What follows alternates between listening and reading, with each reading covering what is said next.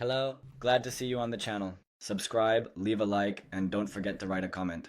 Enjoy watching. I first noticed something was off on a Wednesday afternoon, just after I got home from work and threw my keys on the kitchen counter like I always do. One of those quiet evenings when the fridge hums louder than your thoughts and the light coming through the window makes everything feel too still, too normal. I had sat down with my laptop, just planning to check my email and maybe pay a couple of bills, when I saw it, the red notification bar flashing at the top of my banking app. My credit card had been maxed out. Not close, not almost, not just a little over, completely maxed out. Limit reached. Balance due. Minimum payment overdue. At first, I thought it had to be fraud. I mean, I'm careful. I don't shop online that often, and when I do, it's Amazon and maybe the occasional birthday gift or something practical. But this wasn't fraud, not in the way I was used to thinking of it. This was personal. There were charges from stores I hadn't even stepped foot in. Saks Fifth Avenue. Neiman Marcus. A spa in Scottsdale. First-class airline tickets. A goddamn bottle service tab from Miami. And I live in Ohio. That's when I knew Brianna. My sister. My tray wreck of a little sister. With her, just one more favor, smile, and don't be so uptight attitude. The same one who once pawned our dad's watch and said it was for rent. The same one who moved back in with mom 5 times in 7 years, each time swearing this would be her fresh start. I sat there in a weird kind of stillness, scrolling through charges like I was reading someone else's life. How the hell did she even get the number? That's when I remembered a month back, during Thanksgiving, she was hovering over my shoulder while I was buying some towels online for mom, joking about how ancient my security questions were.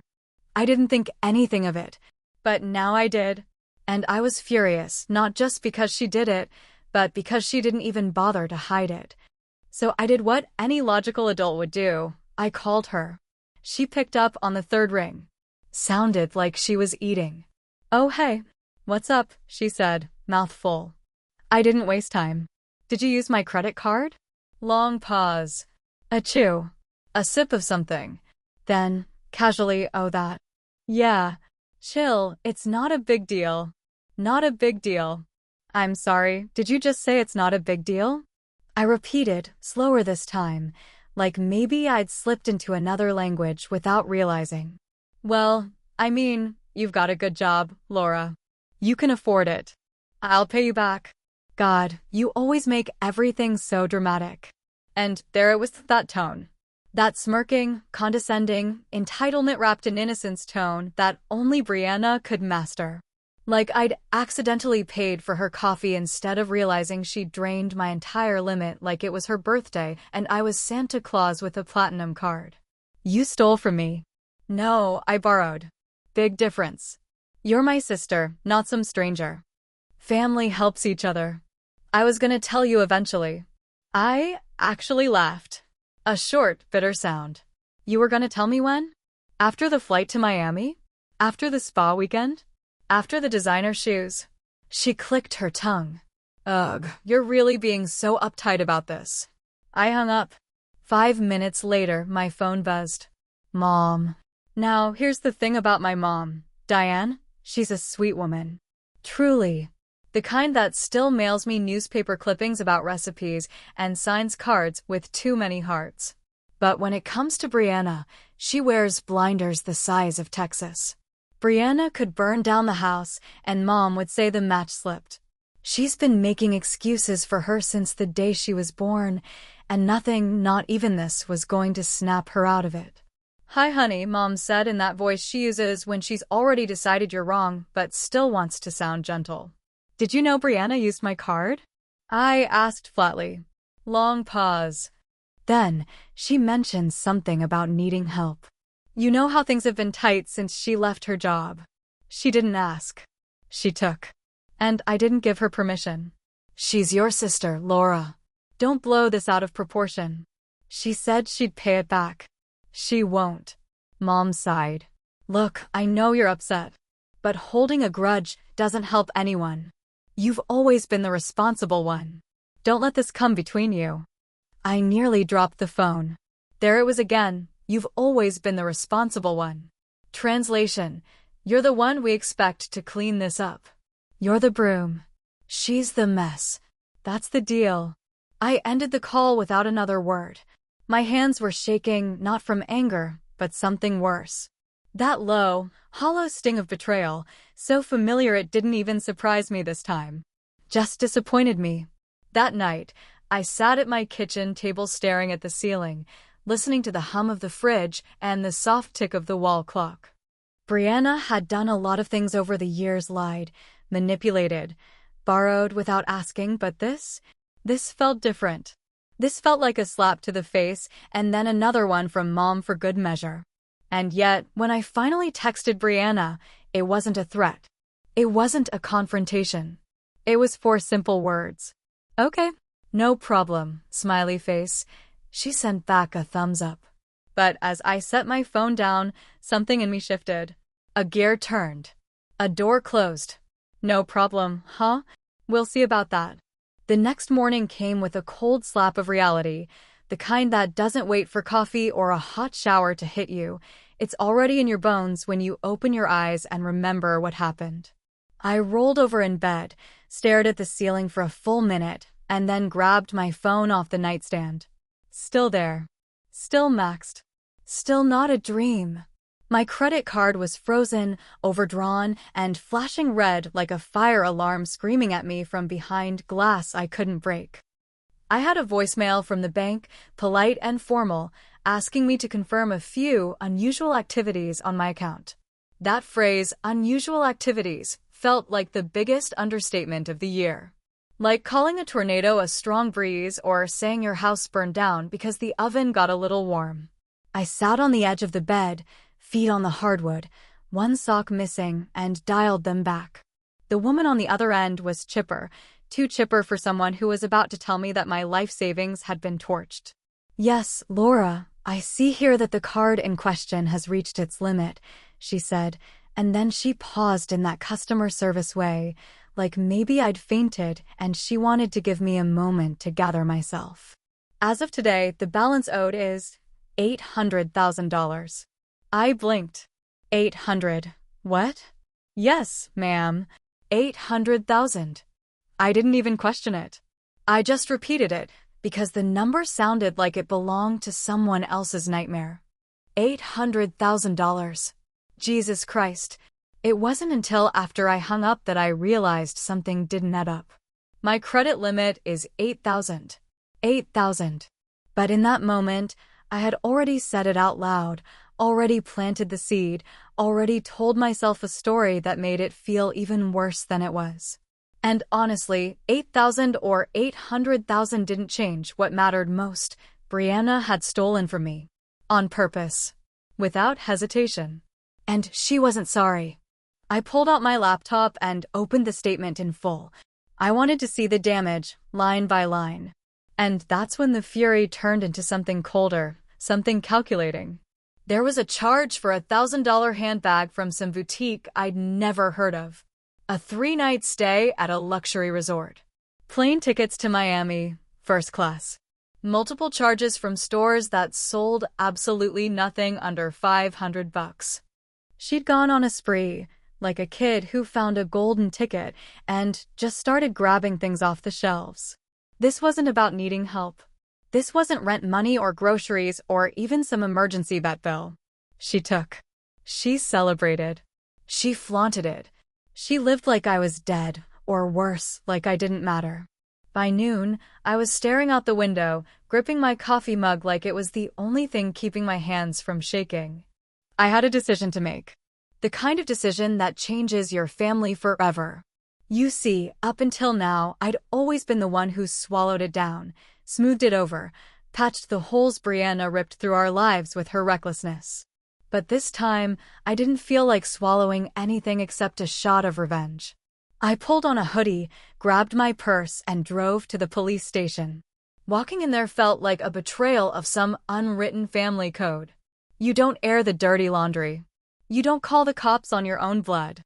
But standing at that counter, filing that report, saying the words identity theft and fraud and unauthorized use of financial instruments. It felt like breathing again for the first time in years. The officer took notes, asked for documentation, and I gave him everything. Screenshots, dates, statements. Even the text Brianna sent me the night before with that smug little thumbs up at the end, like she was doing me a favor.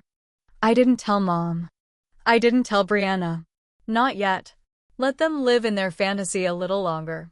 When I got home, I poured myself a glass of wine and sat on the couch, laptop open in front of me. I refreshed my inbox every few minutes, waiting for confirmation. And then, around 10:30 that night, it came. Case opened. Identity theft investigation initiated. The subject line hit me like a freight train. Not because I doubted what I was doing, because I knew what I was doing, but because it made it real. It gave it weight. No more pretending this was just some argument. No more brushing it under the rug. This was official now. This was serious. And it was only the beginning. I took a long sip of wine, leaned back into the cushions, and stared at the ceiling. Let's see how much she likes wearing orange. I should have known something was off the moment I pulled into Mom's driveway and saw both their cars parked outside, side by side, like the betrayal hadn't even dented the air between them. It was Sunday evening, and I'd been invited for dinner, but the text from Mom had that sugary sweet tone she always used when she was stirring up a mess and wanted me to smile while cleaning it. I told myself it was just a meal, told myself I'd show up, be polite, make small talk, and get out before anything erupted. But deep down, I think I knew this wasn't dinner. This was an ambush dressed in pot roast and red wine. The front door was already cracked open when I walked up, as if they'd been waiting and didn't want to give me the chance to change my mind. Mom greeted me with a hug that was just a little too long, a little too tight, like she was trying to squeeze out my anger through physical affection. And Brianna? She was already on her second glass of wine, barefoot, grinning like the joke was already halfway told, and I was just the punchline. "Laura, you look tired, are you okay?" Mom said, ushering me in with that fake concerned tone that always made me feel like I was the one being difficult. "I'm fine," I said, setting my purse down, scanning the room like it was a crime scene. Maybe because, in a way, it was. The table was already set: roast beef, mashed potatoes, broccoli, Mom's version of comfort food, which she only ever made when someone needed calming down or cheering up. I guess tonight I was supposed to be calmed, and Brianna was supposed to be saved. Again. We sat down, and for a few minutes it was normal, pleasant, even. Small talk about work, the weather, a neighbor who moved away. But I could feel it coming like a storm on the horizon, the way they kept exchanging glances, the way Brianna kept clearing her throat like she was preparing a speech. And then, right as I was reaching for the salt, it hit. "So," Mom said, smiling just a little too hard, "Brianna told me about the misunderstanding with your card." I froze with the shaker halfway in the air. "Misunderstanding?" I repeated slowly, like maybe the word had changed meanings in the last 48 hours. "Well, I'm sure it wasn't malicious," she went on, as if she were reading from some internal script labeled "How to Guilt Your Eldest Child into Submission." "She was in a rough spot, and you've always been so responsible. She assumed you'd understand." Brianna didn't say anything. She just sipped her wine, her legs crossed casually under the table, her expression unreadable except for that faint smirk tugging at the corner of her mouth. "Mom," I said, setting the salt down with a little too much force she stole from me, "that's not a misunderstanding." "Don't be so dramatic," Brianna chimed in, finally joining the conversation like a cat stretching after a nap. I said I'd pay it back. "You're acting like I ran a Ponzi scheme." "You drained my account," I said, my voice low and steady, "and you didn't even tell me. I had to find out from the bank." "You could have just asked, Brianna. But you didn't because you knew I'd say no." She rolled her eyes. "Oh my God, it was, what, 3,000? 4? 8, I corrected. "Okay, 8,000. Not 800,000. You make more than that in a couple of months." That did it. I set down my fork and looked her square in the face. Do you really want to compare income right now, or are you just hoping to shame me into silence? Mom raised her hands like a referee in a boxing match. Girls, please. Look, I know this was a mistake, but we're family. Laura, you've always been the mature one. You've always known how to handle things without blowing up. This isn't worth ruining everything over. And there it was. The line. The phrase that boiled my blood every time. You've always been the mature one. Translation. You clean up the mess because we can't count on her to do it. I stood up slowly, my napkin falling to the floor like a white flag I wasn't going to pick up. You know what? You're right, Mom. I'm done blowing this up. It's not worth ruining everything. They both relaxed a little, like the room had exhaled. Fine, I said, tilting my head, my voice almost sweet. I won't press charges. Brianna let out a snort of relief, the kind of laugh that made me want to slap it right off her face. But I added, picking up my purse, you should probably stop using that card, Brianna. You never know who's watching. Brianna looked up, confused. What do you mean? I said, pausing at the doorway, maybe don't take things that don't belong to you. Someone might actually call it in. She laughed, loud and dismissive, waving her hand like I'd just quoted a fortune cookie. You wouldn't dare. You love playing the good guy. I stared at her for a long moment. My smile didn't reach my eyes. Wanna bet? It didn't take long for the fallout to start trickling in, like the first tremors before a full collapse, subtle enough that you could pretend they were nothing, right up until everything came down around you. It was a Wednesday morning when I got the first message, a short, clipped text from an unknown number that simply read, Detective Morrison attempted to reach your sister today. Please call back. That was it, no details, no panic, just a flick of the match that would soon set everything on fire. I sat at my desk, staring at it for a moment, just breathing through the strange calm that washed over me. It wasn't shock, not really. It was more like a quiet sort of satisfaction, the kind you feel when you've been screaming into a void for years and finally, someone else hears the echo. Brianna hadn't just crossed a line this time. She danced over it, torched the bridge behind her, and sent me a postcard from the other side. And now? Now the consequences had found her. I didn't call back. I didn't have to. That part wasn't mine to handle anymore. Later that afternoon, the real blow came, not to me, of course, but to Brianna, who apparently was in the middle of a team meeting at her job when her phone rang. According to what I'd later pieced together, the call was brief, maybe 2 minutes total, but by the time she hung up, she was pale and visibly shaken. One of her coworkers, someone I barely knew but who still followed me on Instagram, sent me a message saying, not sure what's going on, but Brianna left the conference room in tears and hasn't come back. By 4 o'clock, HR was involved. A background check was already under review, and the detective, Morrison, a calm, methodical man with a poker face I'd grown to respect, had contacted the company formally to request an interview.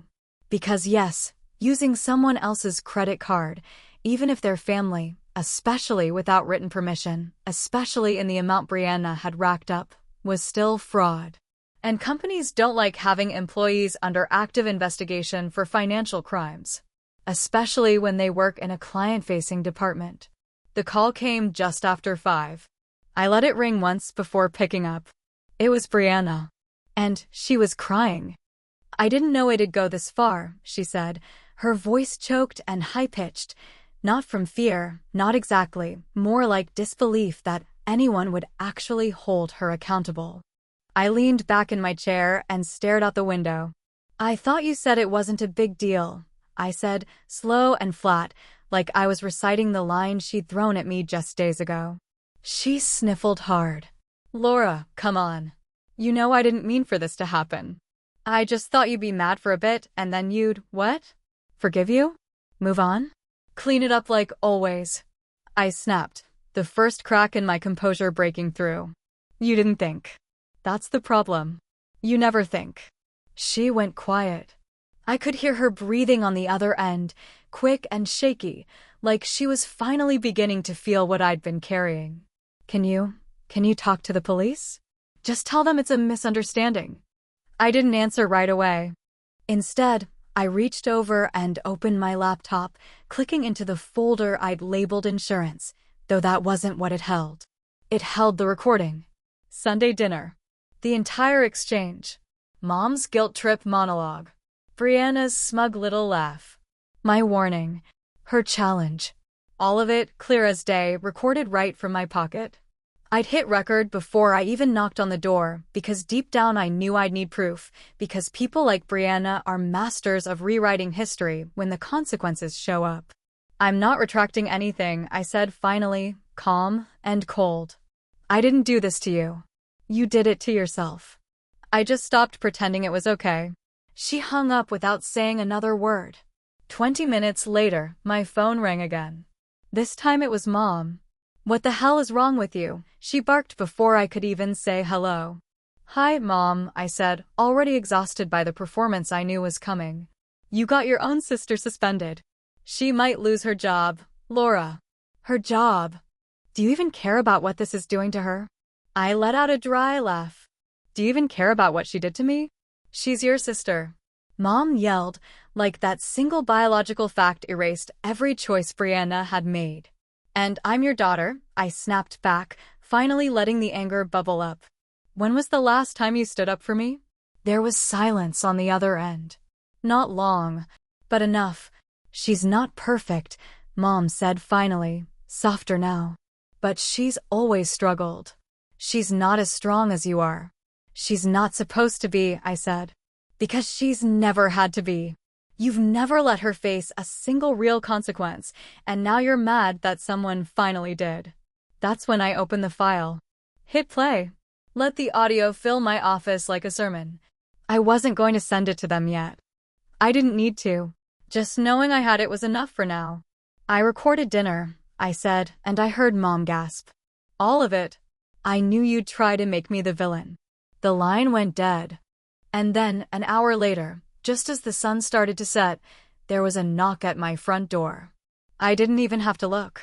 It was Mom, crying.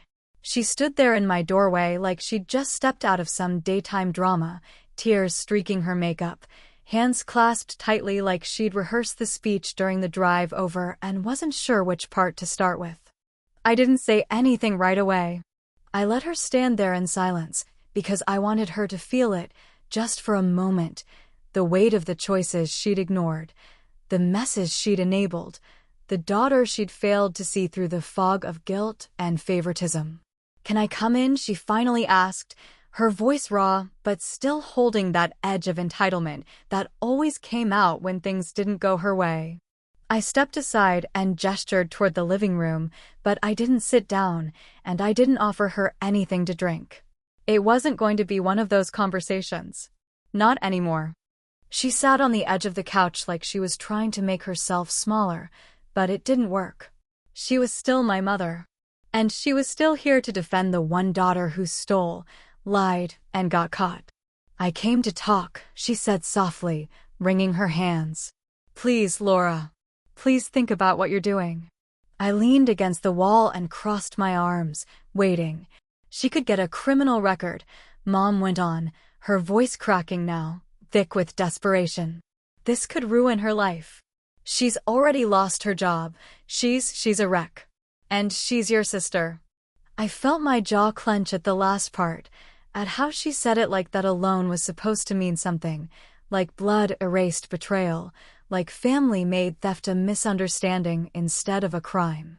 I looked at her for a long second, then pushed off the wall and walked to the kitchen table. From the drawer, I pulled the folder I'd prepared days earlier. I had printed everything. I didn't trust anyone to remember the truth unless it was in black and white, signed and time-stamped. I placed the folder in front of her and opened it slowly. I didn't just file a report, I said calmly, evenly, like I was explaining how a toaster works. I handed them everything.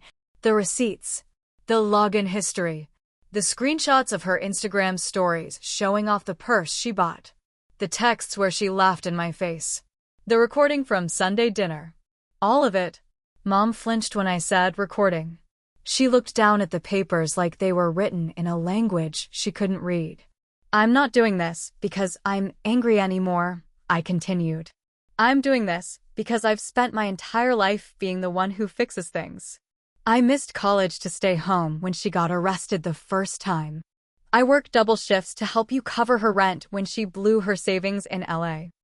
I gave her money I couldn't afford to lose, and every time, you looked at me like that was just what I was supposed to do. Tears welled in her eyes again, but I didn't stop. I kept thinking if I was just patient enough, forgiving enough, if I gave her another chance, maybe she'd change. Maybe she'd grow up. But she didn't. Because she never had to. Because every time she messed up, you wrapped her in this blanket of she means well, and I was the one left out in the cold. Mom finally spoke, her voice a whisper. I didn't mean to put that on you. But you did, I said. And I let you. That's on me. But this? This ends here. She looked up at me, searching for something in my face, maybe mercy, maybe regret, but I gave her nothing. Because there was nothing left to give. I'm not withdrawing the report, I said. And I'm not sorry. She stood up slowly, looking 10 years older than when she walked in. She nodded once, then turned and walked to the door. Before she left, she paused and looked over her shoulder. She's still your sister. No, I said. She was my mistake. The door closed behind her with a quiet click that felt like closure. That night, I didn't drink. I didn't cry. I didn't call anyone. I just sat in my kitchen, the same kitchen where I discovered the mess she left behind, and I made myself a cup of coffee. The hum of the fridge was the only sound in the room, steady and reliable, unlike so many people in my life. The phone rang just past 10. I let it ring twice before picking up. Miss Halden, the detective said on the other end. I wanted to update you. Brianna has accepted a deal. She's agreed to probation, full restitution, and counseling. The DA decided not to pursue jail time given the restitution agreement and her clean record before this. I exhaled slowly. Thank you for letting me know. She's lucky you gave us what you did, he said. Without it, this could have dragged out a long time. Yeah, I said, she's always been lucky like that. After I hung up, I sat in silence again, staring into the dark kitchen, the coffee now lukewarm in my mug. A part of me wanted to feel relief, or maybe triumph, but mostly what I felt was tired. Not sad. Just done. Then the phone rang again. I didn't even look at the screen. I let it go to voicemail. Because I already knew who it was. And I didn't want to hear her voice anymore, not even to say goodbye. I got up, rinsed out the cup, turned off the lights, and walked upstairs without looking back. The next morning, a letter arrived in the mail. No return address, just my name in sharp, unfamiliar script. Inside was an envelope, thick and stiff, and when I slid my finger under the seal, I hesitated. I didn't open it. Not yet. I placed it on the counter, beside the salt shaker, where I could see it but not touch it. Because some things, once opened, change everything. And I wasn't sure if I was ready for that. Not yet. I used to think forgiveness was strength. Maybe it still is.